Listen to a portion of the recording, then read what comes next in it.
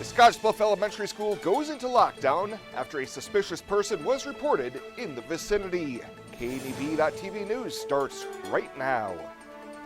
From your trusted source for news in western Nebraska and eastern Wyoming, this is KNEB.TV News.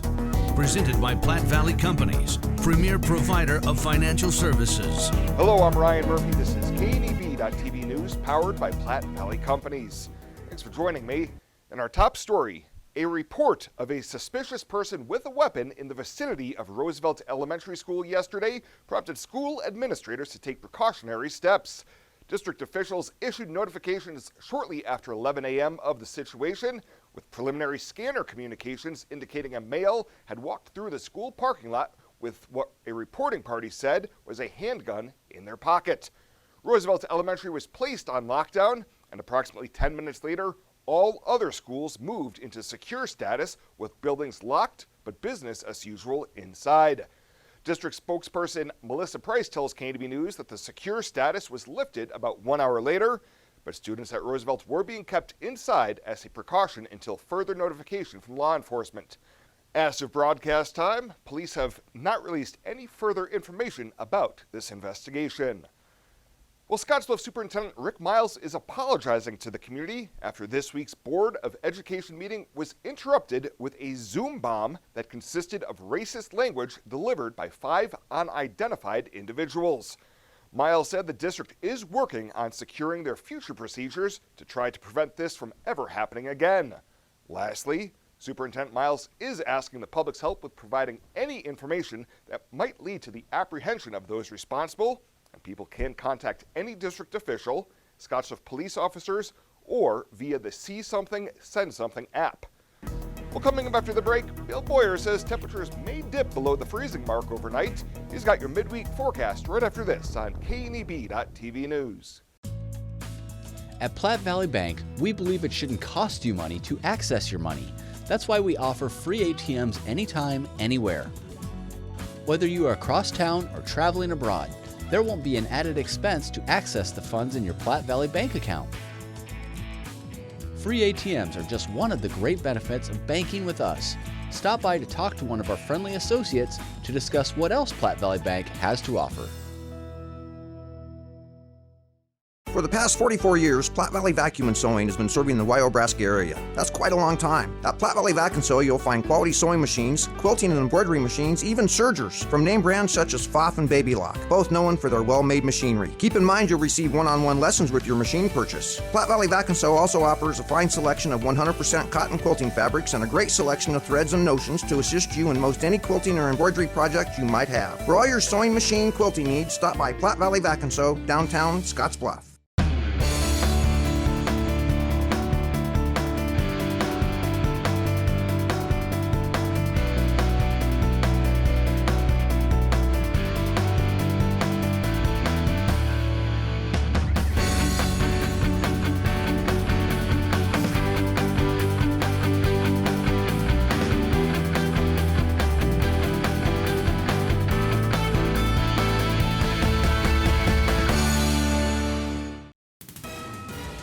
This is KNEB.TV weather from the KNEB Storm Center, your trusted source for weather. We've got cloudy conditions coming our way. That will help keep a lid on temps tonight. Still going to fall down into the 30s overnight tonight and upper 20s in a few areas. But colder temps are coming yet tomorrow night as well. There's a lot of high forecast uncertainty, not going to lie, especially Sunday onward in our forecast. Computer models are kind of all over the place right now. It'll be chilly tomorrow, but another front comes Sunday, and then it'll be breezy at times still, not as windy. Now, what that front has for us in store for Sunday is up in the air a little bit. 74 yesterday for a high after a morning low of 35. We got back to 72 degrees, 73 actually this morning at midnight, before the temps fell throughout the day today.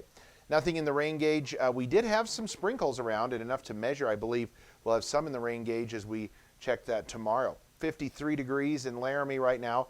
You can see where the system has come in. This cold front came through. 50s in our area. There's the 60s, 70 in Hayes off to our south. we're stuck into the 40s and to 50 degree here reading in our region. Now, again, we had temps earlier today, early this morning. If you're up before 5 a.m., they were actually in the 70s before that frontal system made its way through. And winds have come down a bit, still blustery though, at 15 to 25 miles an hour, but nothing like what it was when that frontal system blew through. We're left with some clouds tomorrow, and we'll start the morning off when you get on the bus at mostly cloudy skies, about 31 degrees, and I think on the way home, 50 is all will be in cloudy and overcast again for tomorrow. So a good deal of clouds out there. We'll have a clear sky early this evening. Clouds will be back on the increase. Can't rule out a sprinkle or a snow shower around early. Low temperature is going to fall down into the 20s to the mid 30s here across the region. Actually, upper 20s to near 30 is about as warm as we're going to get anywhere in the region tonight. And tomorrow, it's going to struggle to warm up very much. We have overcast skies off and on at times. Here comes another shot of a shower, a sprinkle, a shower, snow shower.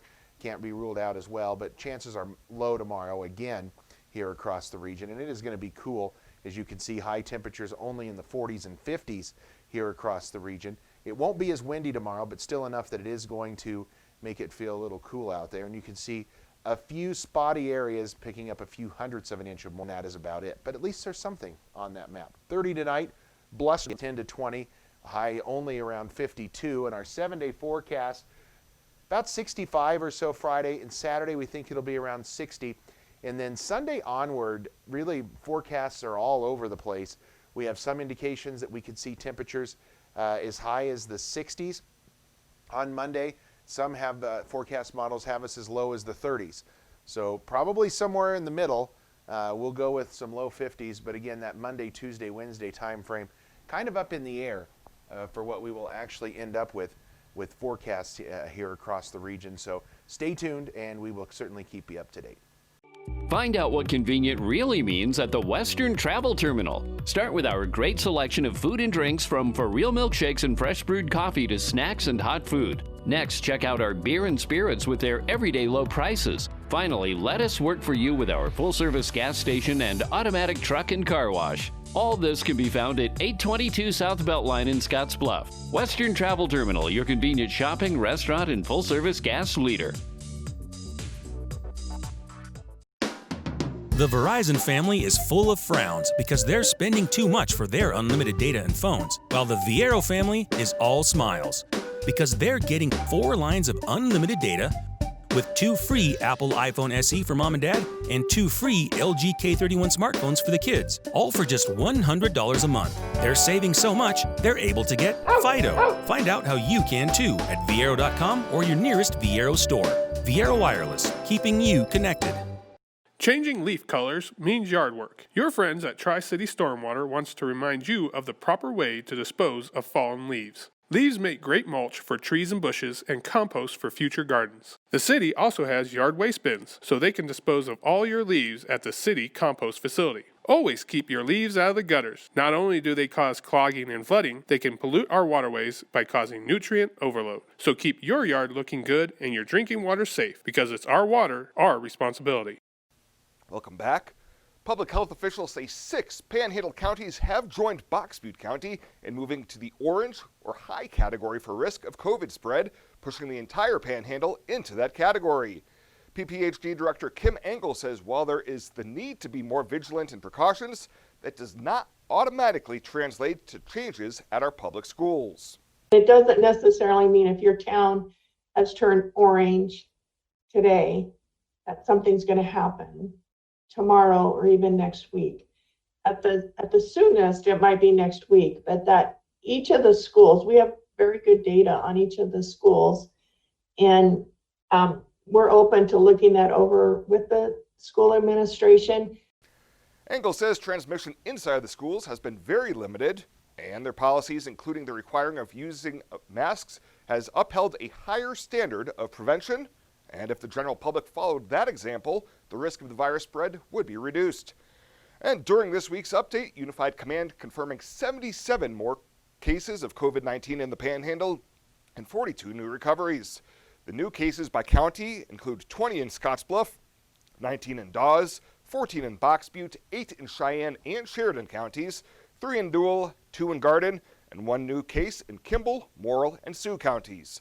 The recoveries include 11 in Dawes, 9 in Box Butte, 6 in Sheridan, 4 in Scottsbluff, Cheyenne, and Kimball counties, and 2 new recoveries in Garden and Sioux counties. Through last night, there have been 1,154 total cases, 931 recoveries, and 11 deaths. That leaves 212 active cases in the Panhandle.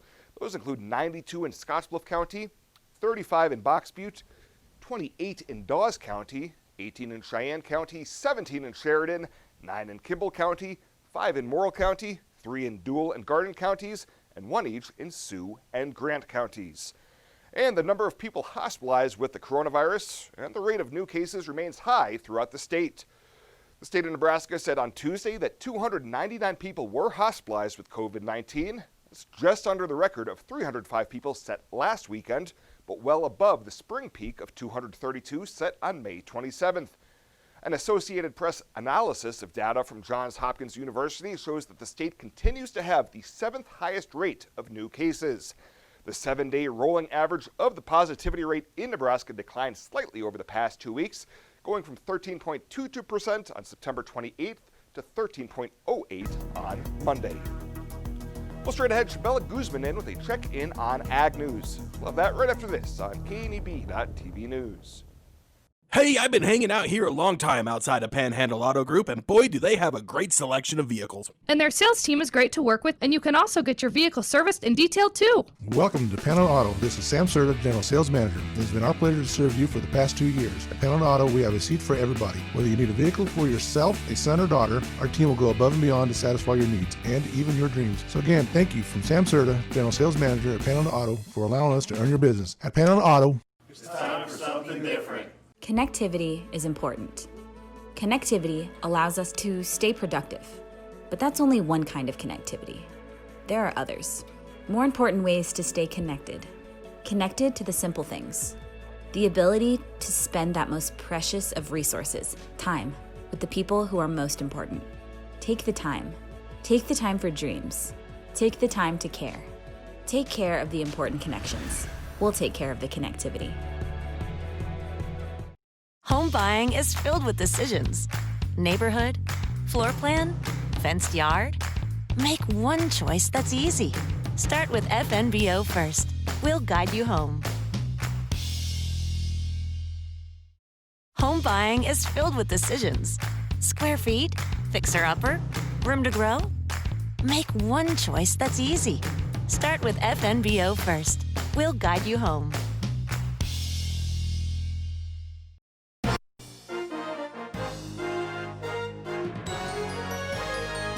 This is KNEB.TV Ag News from the FNBO Ag Desk. FNBO, the great big small bank. The U.S. Drought Monitor finds drought across much of Wyoming and into Nebraska. In fact, much of eastern Wyoming and western Nebraska haven't seen any notable precipitation since June. Bajesh Maharjan, Nebraska Extension Soil and Nutrient Management Specialist at the Panhandle Research and Extension Center in Scottsbluff, says drought has a significant effect on soil and then the crops. Effects on the microbial activities because microbes, once we hit soil temperature hits about 85 or so Fahrenheit, that's not very conducive for microbial activities, and since they play such a great role in our nutrient cycling in the soil, eventually this drought does affect our soil and then crop production. Maharjan says there are some things for producers to keep in mind when it comes to the soil for next year. As a producer, let's say if I put some nutrients this year, and because of the lack of water, maybe crops didn't take up some of the nutrients that we applied, so it's really, really highly recommended that for coming season when you put in your new crop, look at the residual nutrients in your soil profile because of the drought, most likely a lot of the nutrients were not taken up, specifically if you didn't adjust your input based on the soil moisture. So even the nitrogen, though it's mobile since it's been dry, we may see pretty high doses of carryover for the next seasons. Nutrients, which may still be in the soil where next year's plants can reach them, include nitrogen and phosphorus. Maharjan says sampling the soils could save the producer on next year's costs. Small business, you're the engine that makes our communities thrive. That's why we're with you, providing more for you, so you can focus on what matters most.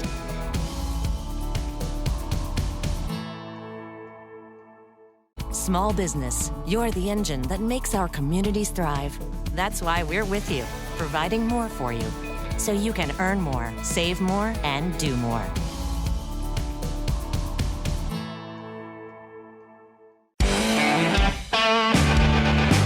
Welcome to Kelly's, home of the Valley's best selection of wine, spirits, and beer. Whether you're brand loyal to the tried and true brew or really enjoy trying something different and new, Kelly's has something for everyone. Family owned and operated and right on your way on West 27th Street in Scottsbluff. Kelly's Liquor. If you can't find it at Kelly's, it's not worth drinking.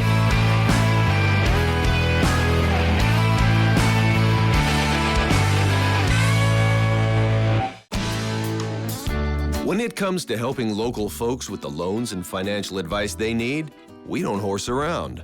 Our only goal is to help you and your family achieve your financial goals with the right loans and savings products. So if you want to bank with people that care about you and your financial needs, stop by or give us a call. First State Bank. We're big on you. Member FDIC. Online at fsbcentral.com.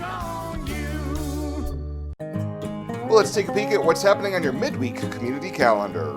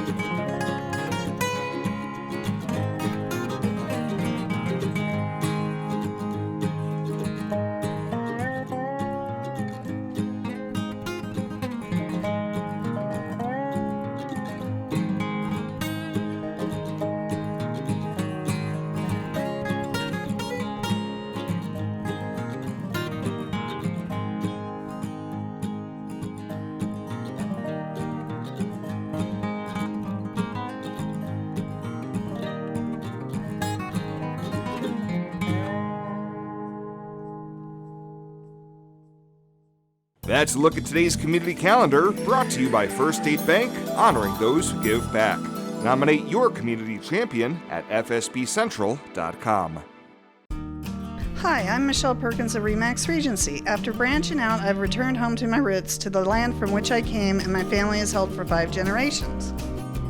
Michelle truly understands what home means and treats you like family as she guides you through the buying and selling process, bringing the latest pricing tools that are not currently being used in this area to sell your home at the highest price in the least amount of time, and to ensure that you do not overpay when buying. So just give me a call, kick back, RE/MAX, and settle down. At Platte Valley Bank, we believe it shouldn't cost you money to access your money. That's why we offer free ATMs anytime, anywhere. Whether you are across town or traveling abroad, there won't be an added expense to access the funds in your Platte Valley Bank account. Free ATMs are just one of the great benefits of banking with us. Stop by to talk to one of our friendly associates to discuss what else Platte Valley Bank has to offer. And finally tonight, the 8th annual Save a Rack Bra Auction to benefit the Festival of Hope will take place at Backaracks in Scottsbluff in just a few weeks, but it will be somewhat different than in years past. KNEB Promotions Director Kendra Feather says due to the virus pandemic, in-person attendance at the October 28th event will be limited. There'll still be corporate tables like we've had before, be smaller and a little bit more spread out. We'll have individual tickets for sale for $50, so it will be a ticketed event. Backaracks will close at 4 o'clock that day, and you have to have a ticket to get in. If you can't make it in person, you'll be able to bid on the works of art online with the assistance of Crappie's auctioneers. Feather says the biggest push right now is for those wanting to decorate a bra for auction to get them completed and turned in as soon as possible so they can be featured online with the deadline of noon October 26th. T-shirts are being sold online only through a link on the kneb.com website, with $5 from each sale going to the Festival of Hope. Well, that does it for us this time. Thank you so much for tuning in. Stay safe out there. We'll see you here next time.